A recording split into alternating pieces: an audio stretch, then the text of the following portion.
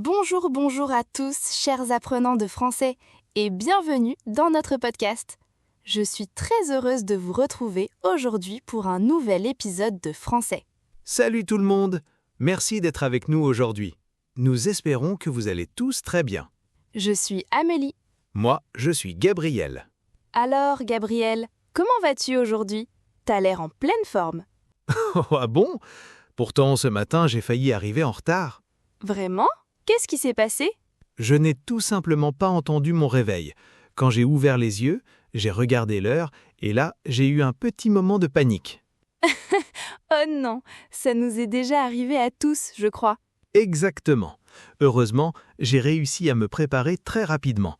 Mais je peux te dire que ce n'était pas le matin le plus calme de ma semaine. Moi, c'est tout le contraire. J'aime prendre mon temps le matin.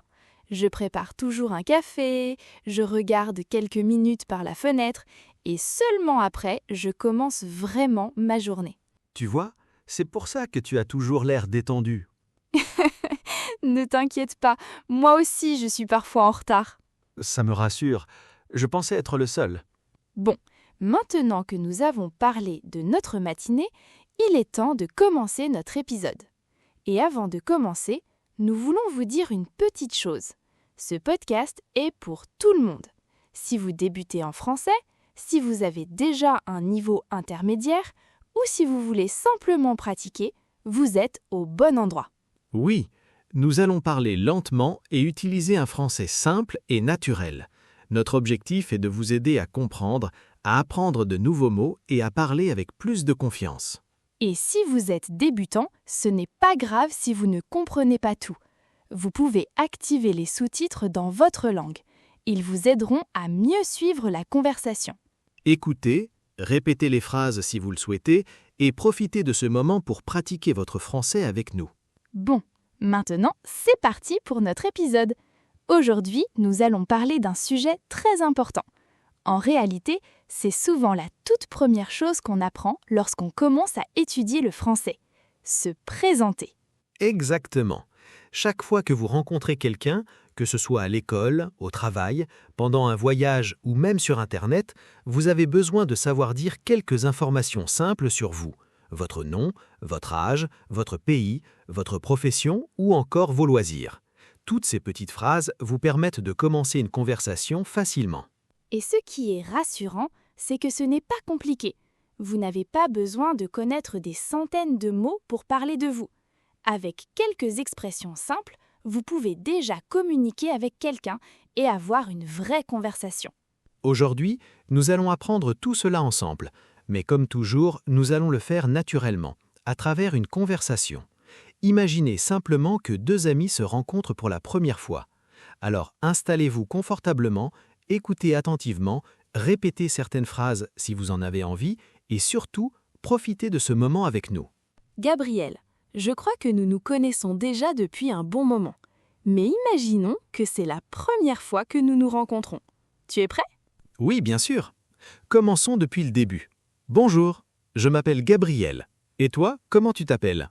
Bonjour, je m'appelle Amélie. Enchantée de faire ta connaissance. Enchanté. Comment ça va aujourd'hui? Ça va très bien, merci. Je suis contente d'être ici. Et toi, comment vas-tu? Très bien aussi, merci. Je suis vraiment content de faire ta connaissance. Moi aussi. Alors Gabriel, est-ce que tu peux te présenter un peu? Avec plaisir. Je m'appelle Gabriel, j'ai 28 ans et je suis français. J'habite à Lyon, une ville que j'aime beaucoup. Je travaille comme professeur de français. Pendant mon temps libre, j'aime apprendre des langues étrangères, voyager quand j'en ai l'occasion et écouter de la musique. Et toi, Amélie? Parle-nous un peu de toi. Avec plaisir. Je m'appelle Amélie, j'ai 26 ans et je suis française, moi aussi. J'habite à Bordeaux et je travaille dans une bibliothèque. J'adore les livres.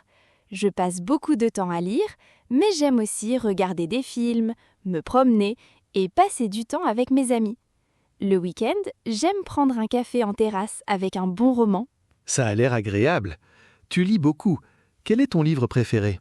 Oh, c'est une question difficile. Je ne peux pas choisir un seul livre. J'aime beaucoup les romans, surtout ceux qui racontent des histoires touchantes. J'apprécie aussi les livres inspirés d'histoires vraies. Et toi, qu'est-ce que tu aimes lire? Moi, je lis un peu de tout, des romans, des livres d'histoire, des biographies, et parfois j'aime aussi lire des livres qui m'apprennent quelque chose de nouveau. Je pense qu'on peut apprendre tous les jours, même en lisant seulement quelques pages. Je suis complètement d'accord avec toi. Lire est une excellente habitude. En plus d'améliorer notre vocabulaire, les livres nous permettent aussi de découvrir de nouvelles idées et de voir le monde autrement. Et maintenant, c'est à vous de parler un peu. Écrivez un commentaire. Dites-nous votre prénom, votre âge et le pays où vous habitez. Ne vous inquiétez pas si vous faites des erreurs. Ce n'est pas grave, le plus important, c'est d'écrire et de participer. Nous serons très heureux de lire vos commentaires. Exactement. Vous n'avez pas besoin de parler parfaitement. Chaque fois que vous utilisez le français, même avec des phrases très simples, vous progressez un peu plus. N'ayez pas peur de faire des erreurs. Elles font partie de l'apprentissage. Continuez à parler, continuez à écouter et surtout, prenez plaisir à apprendre le français avec nous. Maintenant que nous savons qui nous sommes, j'aimerais te poser une autre question, Amélie. À quoi ressemble une journée normale pour toi? Est-ce que tu as une routine ou est-ce que chaque journée est différente? En général, mes journées se ressemblent un peu. Je me réveille vers 7 heures. La première chose que je fais, c'est préparer un café, parce que j'ai vraiment du mal à commencer la journée sans café. Ensuite, je prends mon petit déjeuner, je me prépare tranquillement et je pars travailler. J'aime arriver un peu en avance à la bibliothèque, car cela me permet de commencer la journée sans stress. Je comprends très bien. Moi aussi, j'aime prendre mon temps le matin. Je pense que les premières minutes de la journée sont importantes. Après mon petit déjeuner, je prépare mes cours, je réponds à quelques messages et je retrouve mes étudiants. Chaque journée est un peu différente, mais c'est justement ce qui rend mon travail intéressant. C'est vrai, quand on aime son travail, les journées passent souvent plus vite. À la bibliothèque, je rencontre beaucoup de personnes différentes. Certaines viennent chercher un roman, d'autres ont besoin d'un livre pour leurs études ou simplement d'un endroit calme pour lire. Et qu'est-ce que tu préfères dans ton travail? Ce que je préfère, c'est pouvoir conseiller les lecteurs. J'aime discuter avec eux et leur recommander un livre qui pourrait leur plaire. Quand quelqu'un revient quelques jours plus tard en disant « Merci, j'ai adoré ce livre », ça me fait vraiment plaisir. C'est une belle satisfaction. Moi, ce que je préfère, c'est voir mes étudiants progresser. Au début, certains ont peur de parler français. Ils cherchent leurs mots, ils hésitent beaucoup. Puis, petit à petit, ils prennent confiance et commencent à parler plus naturellement. C'est toujours un moment très agréable. Oui, apprendre une langue demande du temps. Beaucoup de personnes pensent qu'il faut être parfait avant de parler, mais ce n'est pas vrai. On apprend justement en parlant, même si on fait quelques erreurs. Exactement. Les erreurs font partie de l'apprentissage. Personne ne parle parfaitement dès le premier jour. Le plus important, c'est d'oser s'exprimer et de pratiquer un peu chaque jour. D'ailleurs, j'ai une question pour toi. Est-ce que tu fais quelque chose de particulier après le travail? Oui, assez souvent. J'aime aller marcher pendant une trentaine de minutes. Cela me permet de me détendre et de réfléchir à ma journée. Ensuite, je rentre chez moi, je prépare le dîner et le soir, j'aime regarder un documentaire ou lire quelques chapitres d'un livre avant de dormir. Et toi? C'est un peu pareil. Après le travail, j'aime retrouver mes amis de temps en temps, mais j'apprécie aussi les soirées tranquilles à la maison. Je prépare quelque chose de simple à manger, je regarde une série ou je lis pendant 1 heure. C'est une bonne façon de terminer la journée. Je pense qu'il est important d'avoir un moment pour soi. Nous avons souvent des journées bien remplies, alors prendre un peu de temps pour se reposer est essentiel. Je suis tout à fait d'accord. Même une petite promenade, quelques pages d'un livre ou une conversation avec un ami peuvent faire beaucoup de bien. Et vous, chers auditeurs, à quoi ressemble votre journée? À quelle heure vous réveillez-vous? Que faites-vous le matin? Travaillez-vous? Étudiez-vous? Ou faites-vous autre chose? Essayez de répondre à ces questions à voix haute. Plus vous pratiquez, plus vous parlerez naturellement. N'oubliez pas qu'il n'est pas nécessaire d'utiliser des phrases compliquées. Vous pouvez simplement dire « Je me réveille à 7 heures, je prends mon petit déjeuner, je vais au travail. Le soir, je regarde un film ou je lis un livre. » Ce sont des phrases simples, mais elles sont très utiles dans la vie de tous les jours. Exactement. Et plus vous les répétez, plus elles deviennent naturelles. Petit à petit, vous aurez de plus en plus de facilité à parler français. Gabriel, maintenant que nous connaissons un peu ton quotidien, j'aimerais parler d'un autre sujet. Quand on fait connaissance avec quelqu'un, on parle souvent de sa famille. Alors, est-ce que tu peux nous en dire un peu plus? Bien sûr, nous sommes 4 dans ma famille. J'ai une sœur plus jeune que moi et mes parents vivent toujours dans la ville où j'ai grandi. Même si je n'habite plus avec eux, nous restons très proches. Nous nous appelons plusieurs fois par semaine et j'essaie de leur rendre visite dès que j'en ai l'occasion. J'aime beaucoup passer du temps avec eux, surtout pendant les vacances ou les repas de famille. C'est agréable d'avoir une famille aussi proche. Moi aussi, je suis très attachée à ma famille. Mes parents habitent à 1 heure de chez moi, alors je leur rends souvent visite. J'ai également un frère aîné. Quand nous étions enfants, nous passions beaucoup de temps à jouer ensemble. Aujourd'hui, nous avons chacun notre vie, mais nous essayons toujours de nous retrouver le week-end quand c'est possible. Je pense que ces moments sont précieux. Avec le travail et les responsabilités, on a parfois moins de temps qu'avant. Mais partager un repas ou simplement discuter quelques heures avec sa famille fait toujours du bien. Oui, absolument. Et je crois que chaque famille a ses petites traditions. Par exemple, chez nous, le dimanche est souvent consacré à un grand déjeuner. Tout le monde apporte quelque chose à manger et nous passons plusieurs heures à discuter autour de la table. C'est un moment que j'attends toujours avec impatience. Chez nous, c'est un peu pareil. Ma mère adore cuisiner, alors chaque fois que nous nous retrouvons, elle prépare de bons plats. Nous parlons de nos semaines, de nos projets, et parfois nous regardons de vieilles photos. C'est toujours un moment très chaleureux. En dehors de ta famille, comment occupes-tu ton temps libre? Quels sont tes loisirs? J'aime faire plusieurs choses. Tout d'abord, j'aime beaucoup lire, parce que cela me permet de découvrir de nouvelles idées et d'améliorer mes connaissances. J'aime aussi écouter des podcasts lorsque je marche ou lorsque je prends le train. Et quand il fait beau, j'aime sortir faire une longue promenade ou visiter une nouvelle ville. Voyager est l'une de mes plus grandes passions. Moi aussi, j'adore voyager. Découvrir une nouvelle ville, goûter des spécialités locales et rencontrer de nouvelles personnes est toujours une belle expérience. Mais je dois avouer que je suis aussi très heureuse lorsque je passe une journée tranquille à la maison avec un bon livre et une tasse de thé. Finalement, il n'est pas toujours nécessaire de faire quelque chose d'extraordinaire pour être heureux. Parfois, les petits plaisirs du quotidien sont les meilleurs. Je suis tout à fait d'accord. Une promenade dans un parc, une conversation avec un ami, un bon film ou quelques pages d'un roman peuvent suffire à rendre une journée agréable. D'ailleurs, quel est ton loisir préféré si tu ne devais en choisir qu'un seul? Je crois que je choisirais la lecture. Chaque livre est une nouvelle aventure. On peut voyager, découvrir d'autres cultures ou apprendre quelque chose de nouveau sans quitter son fauteuil. Et toi? Pour moi, ce serait probablement les voyages. J'aime découvrir de nouveaux paysages, entendre d'autres langues et comprendre la culture des pays que je visite. Chaque voyage m'apprend quelque chose et me laisse de beaux souvenirs. Je pense que c'est ce qui est merveilleux dans les loisirs. Nous n'avons pas tous les mêmes passions et c'est justement ce qui rend les conversations intéressantes. Chacun peut partager ses expériences et apprendre des autres. Exactement. Et maintenant, c'est à vous de participer. Essayez de répondre à quelques questions. Avez-vous des frères ou des sœurs? Avec qui habitez-vous? Que faites-vous pendant votre temps libre? Quel est votre loisir préféré? Et qu'aimez-vous faire le week-end? Prenez votre temps pour répondre. Même si vos phrases sont courtes, ce n'est pas grave. Vous pouvez dire « J'habite avec ma famille, j'ai 2 frères. Le week-end, j'aime regarder des films, faire du sport ou sortir avec mes amis. » Ce sont des phrases simples, mais elles vous aideront à parler de votre vie avec plus d'assurance. Et surtout, n'oubliez jamais que parler une langue, ce n'est pas seulement apprendre du vocabulaire, c'est aussi partager un peu de soi, raconter ses expériences et créer des liens avec les autres. Continuez à pratiquer chaque jour et vous verrez vos progrès semaine après semaine.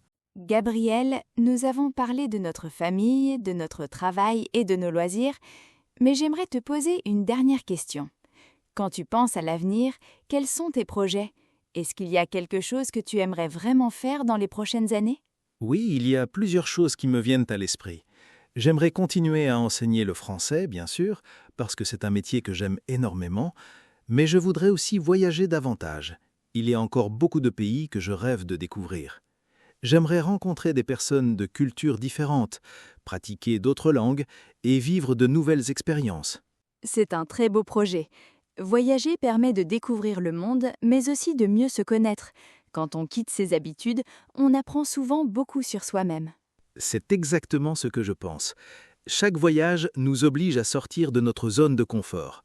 On rencontre de nouvelles personnes, on découvre d'autres façons de vivre, et au final, on revient toujours avec de beaux souvenirs. De mon côté, j'aimerais continuer à apprendre de nouvelles choses. Je pense qu'on peut apprendre toute sa vie. J'aimerais aussi consacrer plus de temps à l'écriture.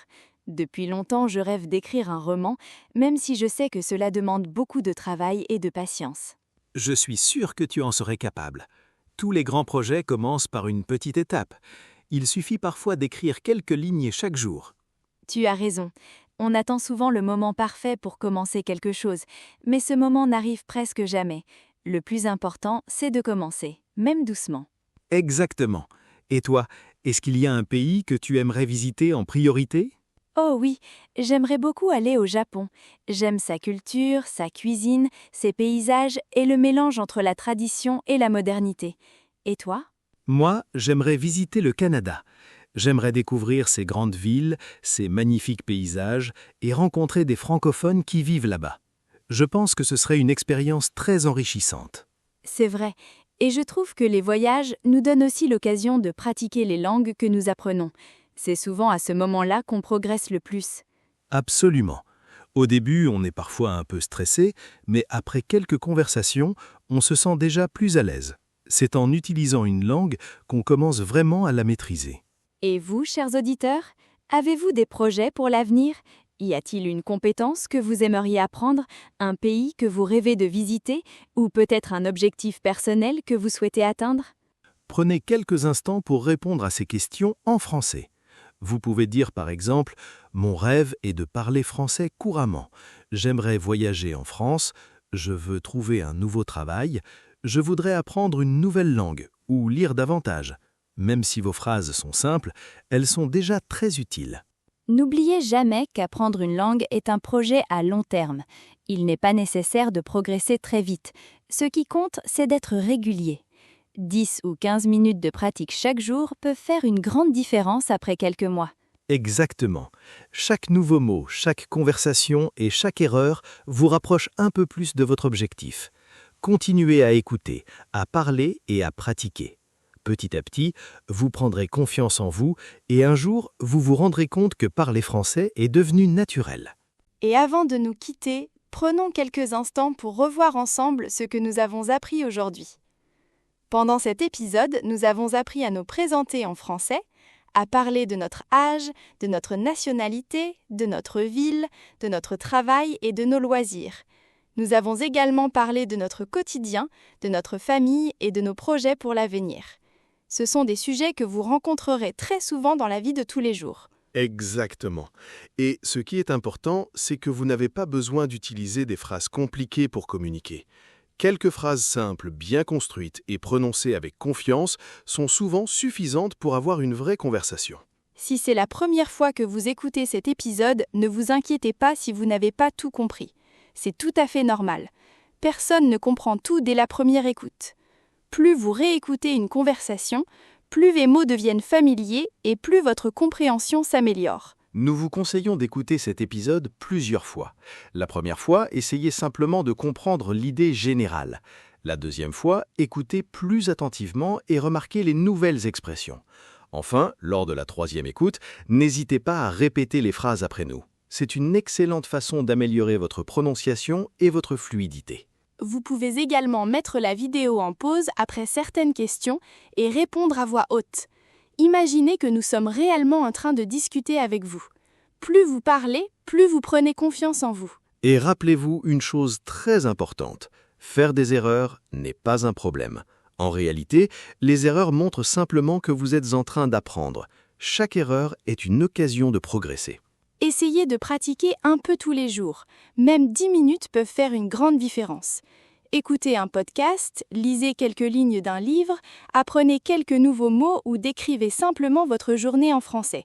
Ce sont ces petites habitudes qui vous feront progresser au fil du temps. Beaucoup de personnes pensent qu'il faut avoir un très grand vocabulaire avant de commencer à parler. Ce n'est pas vrai. Les locuteurs natifs utilisent souvent les mêmes mots dans les conversations quotidiennes. Ce qui fait la différence, c'est la pratique et la régularité. Alors ne comparez pas votre niveau à celui des autres. Comparez-vous simplement à la personne que vous étiez hier. Si aujourd'hui vous connaissez quelques mots de plus, si vous comprenez une phrase de plus ou si vous osez parler un peu plus qu'avant, alors vous êtes déjà sur la bonne voie. Nous espérons sincèrement que cet épisode vous a aidé et qu'il vous a donné davantage de confiance pour parler français. Notre objectif est de rendre votre apprentissage simple, agréable et surtout utile dans la vie de tous les jours. Si ce podcast vous plaît, n'hésitez pas à revenir écouter les prochains épisodes. À chaque nouvelle conversation, vous découvrirez du vocabulaire, des expressions naturelles et des situations que vous pourrez utiliser dans la vraie vie. Et si vous connaissez quelqu'un qui apprend le français, partagez cet épisode avec lui. Apprendre à plusieurs est souvent plus motivant et c'est toujours agréable de progresser ensemble. Merci infiniment d'avoir passé ce moment avec nous. Nous espérons vous retrouver très bientôt pour une nouvelle conversation en français. Prenez soin de vous. Continuez à pratiquer un peu chaque jour, gardez confiance en vous et surtout, prenez du plaisir à apprendre. Merci pour votre écoute. À très bientôt. Au revoir et à la prochaine!